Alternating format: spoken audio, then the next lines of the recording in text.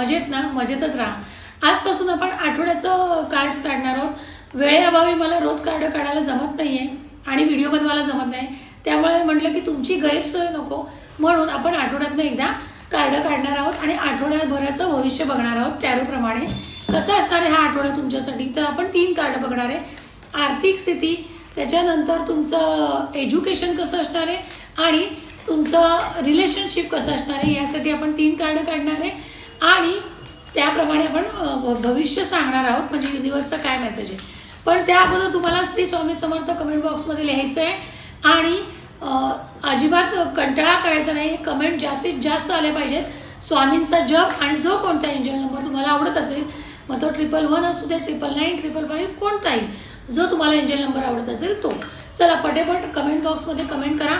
तिथपर्यंत आपण 3 कार्ड काढूया। कोणतं कोणतं येतं, पहिले आर्थिक स्थितीचं कोणतं कार्ड आहे ते बघूया बघा।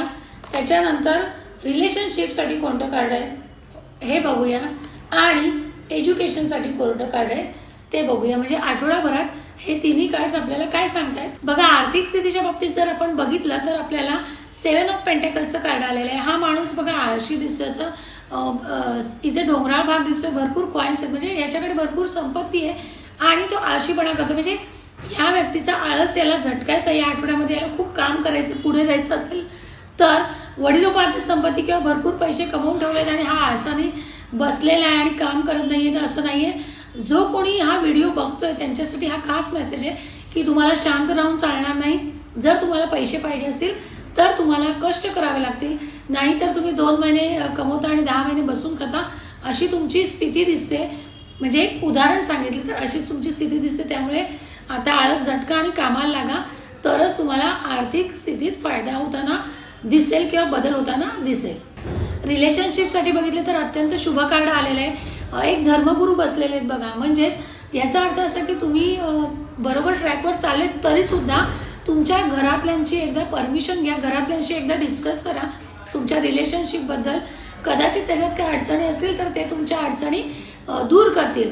हे शुभ कार्ड आहे, त्यामुळे घाबरून जाऊ नका। तुमच्या रिलेशनशिपमध्ये तुम्हाला नक्की यश मिळणार आहे। जे कोणी हे व्हिडिओ बघतायत त्यांनी निश्चिंत राहा, या रिलेशनशिप पासून तुम्हाला नक्की फायदाच होईल। त्याच्यानंतर आले हे 3रं कार्ड, हे आपण बघितलं एज्युकेशनसाठी, तर हे अत्यंत अशुभ कार्ड आहे। तर त्यामुळे जे कोणी विद्यार्थी हा व्हिडिओ बघत असेल त्यांना खूप कष्ट करायची गरज आहे। 10वी-12वी वाल्यांनी तर अतिशय कष्ट करा, त्याशिवाय तुम्हाला फळ मिळणार नाही। त्यामुळे अभ्यास करत राहा, म्हणजे यश निश्चित तुम्हाला मिळणार आहे। धन्यवाद। असेच आपले व्हिडिओ पाहत चला, जास्तीत जास्त लोकांपर्यंत शेअर करा, जेणेकरून सगळ्यांना त्याचा फायदा होईल।